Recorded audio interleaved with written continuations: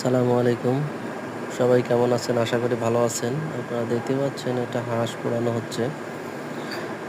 আপনারা জানেন ঢাকার আশেপাশে গত ২ দিন থেকে বৃষ্টি।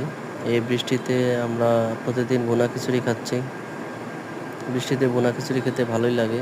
তো ২ দিন ধরে ভুনা খিচুড়ি খেয়ে আমরা একেবারে বিরক্ত। আজকে ভাবলাম সবাই মিলে যে আমরা একটা হাঁস কিনে আনবো এবং হাঁসের মাংস খাবো এই বৃষ্টিতে। তো যেই কথা সেই কাজ, আমরা মিরপুর ১ এ চলে গেলাম। ওইখান থেকে একটা রাজহাঁস কিনে নিয়ে আসলাম।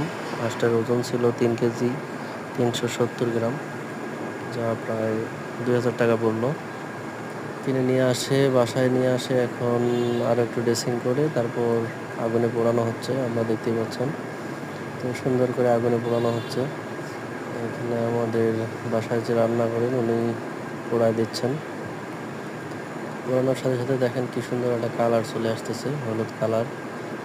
সেই সাথে তেল তেল কিছু বের হচ্ছে।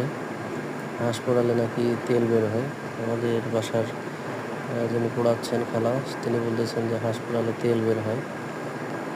তো উনি খুব যত্ন সহকারে ভালোভাবেই হাঁসটাকে পোড়াচ্ছেন। তারপরে যে হাঁস কাটা শুরু হয়ে গেছে, হাঁসের মাংস দেখেন।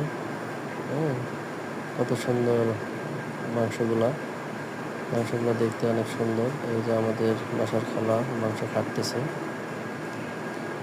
তো কাটা প্রায় শেষের দিকে, অর্ধেক কাটা হয়ে গেছে। মাংস দেখে যাদের লোভ হচ্ছে তাদের সকলকে দাওয়াত থাকলো, আপনারা চলে আসবেন।